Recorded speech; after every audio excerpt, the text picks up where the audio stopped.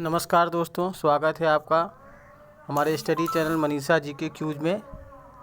दोस्तों, आज हम फिर से उपस्थित हैं सामान्य अध्ययन के अति महत्वपूर्ण प्रश्नों को लेकर, जो आपकी आगामी परीक्षाओं के लिए मील का पत्थर साबित होंगे।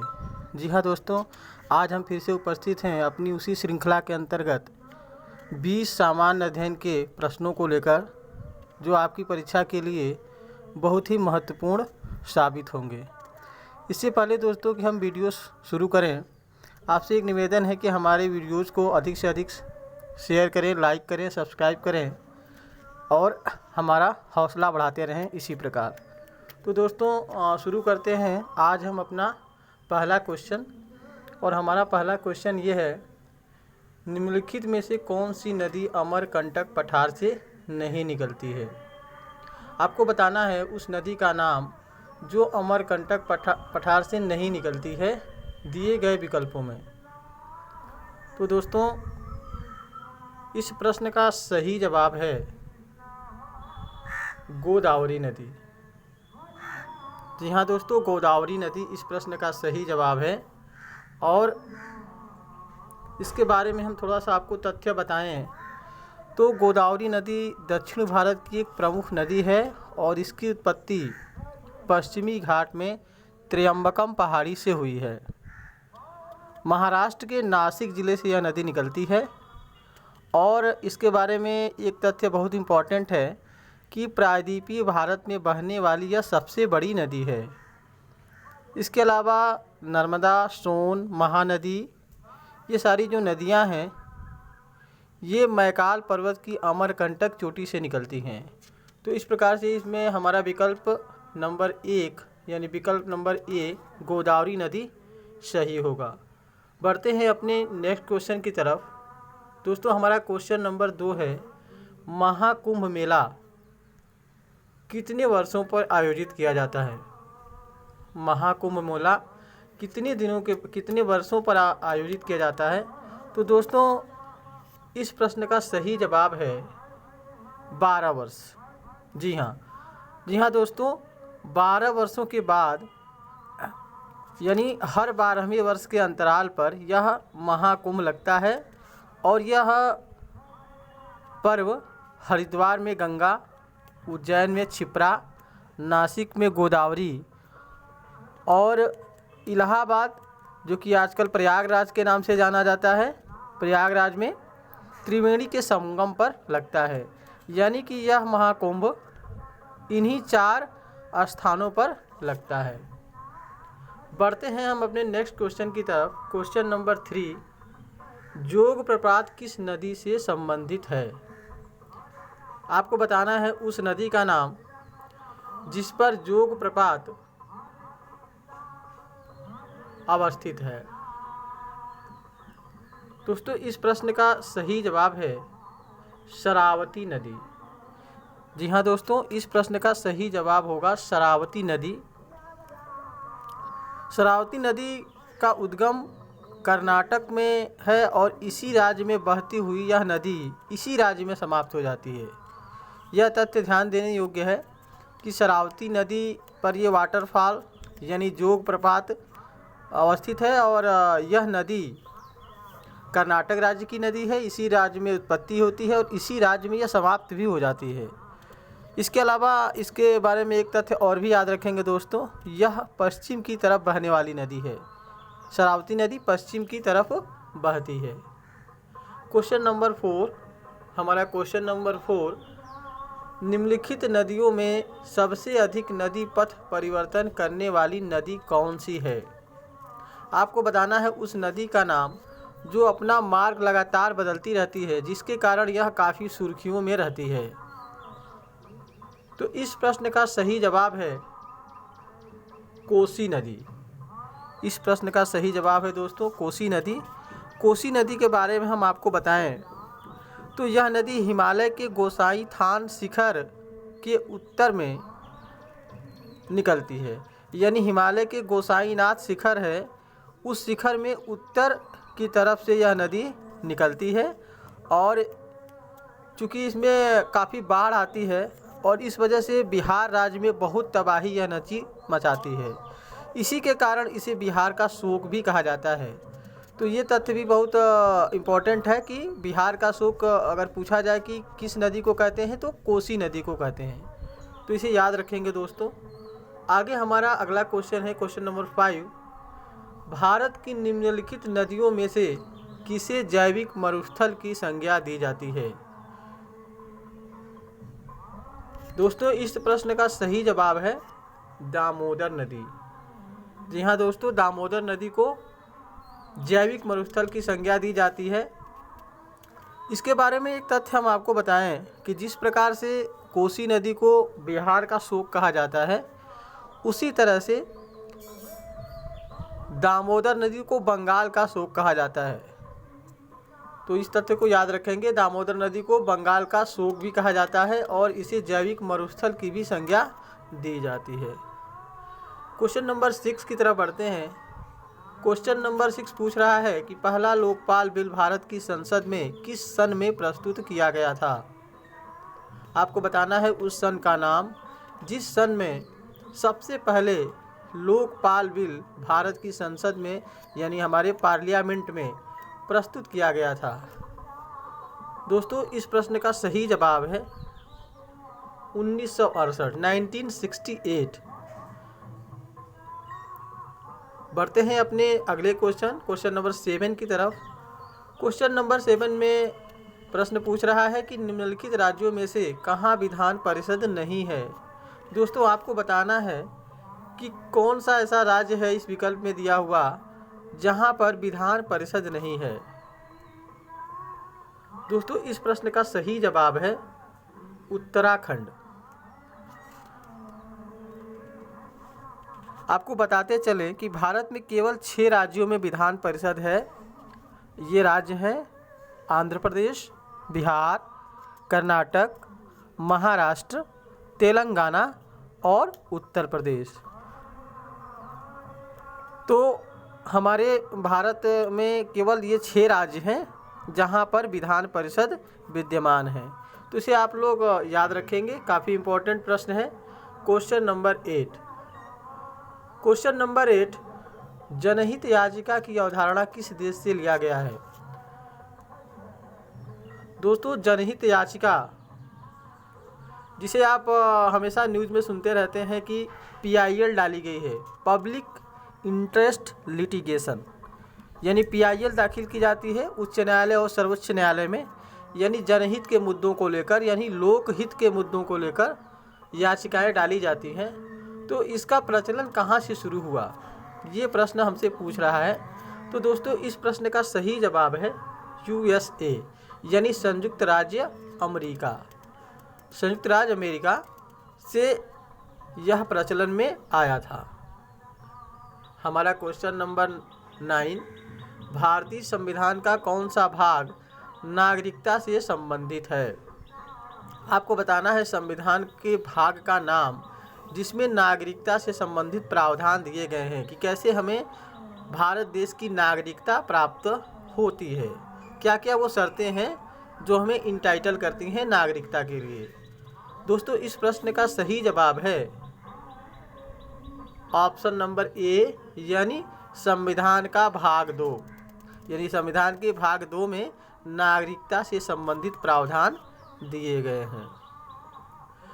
दोस्तों हम बढ़ते हैं अपने क्वेश्चन नंबर 10 की तरफ। क्वेश्चन नंबर 10, GST किस तरह का कर है? जी हाँ दोस्तों, GST किस तरह का कर है यह हमसे पूछा जा रहा है। तो आपको बताएं कि GST अप्रत्यक्ष कर है, यानी इसका विकल्प नंबर B यानी अप्रत्यक्ष कर है।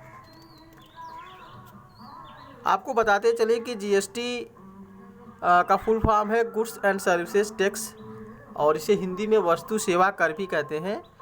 1 जुलाई सन 2017 से यह लागू है और GST काउंसिल ने 4 तरह के टैक्स आरोपित किए हैं जो क्रमशः हैं 15, 12, 18 और 28%। यानी ये दरें विभिन्न सेवाओं पर लागू होती हैं। तो 5, 12, 18 और 28% की दरें लागू हैं। आगे हम बढ़ते हैं अपने क्वेश्चन नंबर 11 की तरफ, और यह इतिहास से प्रश्न है। खजुराहो मंदिर किसने बनवाए थे? दोस्तों खजुराहो मंदिर काफ़ी आकर्षण का केंद्र रहा है और काफ़ी पर्यटक यहाँ आते रहते हैं। तो यह मंदिर चंदेल राजाओं द्वारा, जी हाँ दोस्तों, चंदेल राजाओं द्वारा यह मंदिर निर्मित करवाया गया था और यह मंदिर मध्य प्रदेश के छतरपुर ज़िले में है। तो याद रखेंगे दोस्तों, खजुराहो मंदिर चंदेल राजाओं ने बनवाए थे और यह मध्य प्रदेश में छतरपुर ज़िले में स्थित है। आगे हम बढ़ते हैं क्वेश्चन नंबर 12 की तरफ। हमारा क्वेश्चन नंबर 12 कह रहा है कि भारतीयों के लिए सिल्क मार्ग किसने आरंभ किया था? सिल्क रूट की बात होती है, इसके बारे में हम थोड़ा सा आपको बताएं कि सिल्क रूट प्राचीन काल और मध्यकाल के ऐतिहासिक, व्यापारिक, सांस्कृतिक मार्गों का एक समूह था जिसके द्वारा एशिया, यूरोप और अफ्रीका जुड़े हुए थे। यानी वे रूट थे या वो रास्ते थे जिसके द्वारा व्यापारिक, सांस्कृतिक मार्गों का एक ऐसा समूह था जिसके द्वारा एशिया, यूरोप और अफ्रीका एक दूसरे से कनेक्ट होते थे। हमसे प्रश्न ये पूछ रहा है कि सिल्क मार्ग किसने आरंभ किया भारतीयों के लिए? वह कौन सा राजा था जिसने सिल्क मार्ग को आरंभ किया? तो इसका सही जवाब है कनिष्क। जी हाँ दोस्तों, कनिष्क ने भारतीयों के लिए सिल्क मार्ग आरंभ किया था। आगे आते हैं क्वेश्चन नंबर 13 की तरफ, और क्वेश्चन नंबर 13 हमसे पूछ रहा है प्रोटीन का मुख्य अवयव क्या है? दोस्तों इस प्रश्न का सही जवाब है, जी हाँ, कार्बन। प्रोटीन के मुख्य अगर घटक हम देखें तो इसमें कार्बन होता है, हाइड्रोजन होता है, नाइट्रोजन, ऑक्सीजन और सल्फर के अलावा फास्फोरस भी कुछ मात्रा में होता है। लेकिन जो सबसे ज़्यादा इसमें जो भाग है, जो हिस्सा है, वह कार्बन का होता है 54%। अगर बात करें हाइड्रोजन की तो 7% होता है, नाइट्रोजन 16 यानी 16%, ऑक्सीजन 22% और सल्फर 1%। इसके अलावा फास्फोरस की अगर हम बात करें तो काफ़ी कम मात्रा में 0.6% होता है। तो बाई वेटेज यानी उसके हिसाब से देखें तो सबसे ज़्यादा कार्बन हुआ, इसलिए इस प्रश्न का जवाब होगा कार्बन। आगे बढ़ते हैं हम अपने क्वेश्चन नंबर 14 की तरफ, और क्वेश्चन नंबर 14 हमें पूछ रहा है कि मनुष्य के फेफड़ों में कितने खंड होते हैं, यानी भाग, खंड होते हैं? तो दोस्तों इस प्रश्न का सही जवाब है 5। इस प्रश्न का सही जवाब होगा 5 भाग होते हैं। तो मनुष्य के फेफड़े में आप समझिए कि 5 खंड पाए जाते हैं और इसमें दाएं भाग में 3 खंड होते हैं और बाएं भाग में 2 खंड, तो दोनों मिलाकर हो गए 5। बढ़ते हैं हम अपने क्वेश्चन नंबर 15 की तरफ। इनमें से कौन सा रोग विषाणु जनित नहीं है? यानी कौन सा रोग ऐसा है इसमें दिया हुआ है जो वायरस से नहीं होता है, विषाणु से नहीं होता है, बल्कि किसी अन्य कारण से होता है? तो दोस्तों इस प्रश्न का सही जवाब होगा क्षय रोग। क्षय रोग। क्षय रोग को आप जानते हैं ट्यूबरकुलोसिस यानी जिसे हम टीबी कहते हैं। तो क्षय रोग जीवाणु जनित रोग है और इस बीमारी के जो लक्षण हैं उसमें बार बार खांसी के साथ साथ कफ और रक्त भी निकलता है। तो इस प्रश्न का सही जवाब हुआ क्षय रोग। क्वेश्चन नंबर 16 की तरफ हम बढ़ते हैं, और हमारा क्वेश्चन नंबर 16 यह कह रहा है कि ऊपरी वायुमंडल की ओजोन परत का क्षरण निम्नलिखित में से किससे हो रहा है? तो दोस्तों इस प्रश्न का सही जवाब है क्लोरोफ्लोरोकार्बन। यानी वायुमंडल की जो ऊपरी परत है और इसमें ओजोन पाई जाती है, तो इस ओजोन परत के क्षरण यानी कि उसके ह्रास का, नष्ट होने का जो कारण है वह क्लोरोफ्लोरोकार्बन गैसें हैं। और क्लोरोफ्लोरोकार्बन के बारे में हम आपको बताएं कि यह एक कार्बनिक यौगिक है जो केवल कार्बन, क्लोरीन, हाइड्रोजन और फ्लोरीन परमाणुओं से बनता है। इसे फ्रियान गैस भी कहते हैं। दोस्तों जो हमारे घरों में रेफ्रिजरेटर यूज होता है उसमें से भी फ्रियान गैस निकलती है। तो कभी कभी प्रश्न पूछ लेता है कि कौन सा इसके लिए उत्तरदायी है। तो हमारे यहाँ जो रेफ्रिजरेटर यानी जो फ्रीज यूज होता है वो भी कहीं ना कहीं ओजोन परत के क्षरण के लिए क्या है, जिम्मेदार है। तो इस तरह से इस प्रश्न का सही जवाब क्लोरोफ्लोरोकार्बन होगा। दोस्तों बढ़ते हैं हम अपने नेक्स्ट क्वेश्चन नंबर 17 की तरफ। और क्वेश्चन नंबर 17 पूछ रहा है कि साबरमती आश्रम का वास्तविक नाम क्या था, यानी जो रियल नाम साबरमती आश्रम का जो था वह क्या था। दोस्तों इस प्रश्न का जवाब है सत्याग्रह आश्रम। जी हाँ दोस्तों, साबरमती आश्रम का जो नाम था वो सत्याग्रह आश्रम था। क्वेश्चन नंबर 18 राष्ट्रीय ग्रामीण विकास संस्थान कहाँ स्थित है। आपको बताना है उस जगह का नाम जहाँ राष्ट्रीय ग्रामीण विकास संस्थान स्थित है। दोस्तों इस प्रश्न का सही जवाब है हैदराबाद। जी हाँ दोस्तों, हैदराबाद में राष्ट्रीय ग्रामीण विकास संस्थान स्थित है। हम बढ़ते हैं अपने अगले क्वेश्चन नंबर 19 की तरफ। क्वेश्चन नंबर 19, भारत में श्वेत क्रांति का जनक किसे माना जाता है। दोस्तों श्वेत क्रांति के जनक डॉक्टर वर्गीस कुरियन है। तो भारत में श्वेत क्रांति का जनक डॉक्टर वर्गीस कुरियन को माना जाता है। आज का अंतिम प्रश्न क्वेश्चन नंबर 20, स्टील एक मिश्र धातु है जिसमें लोहे के साथ निम्नलिखित में से किसे मिलाते हैं। आपको बताना है उस धातु का नाम जिससे मिलाने से स्टील बनता है। इस प्रश्न का सही जवाब है दोस्तों क्रोमियम।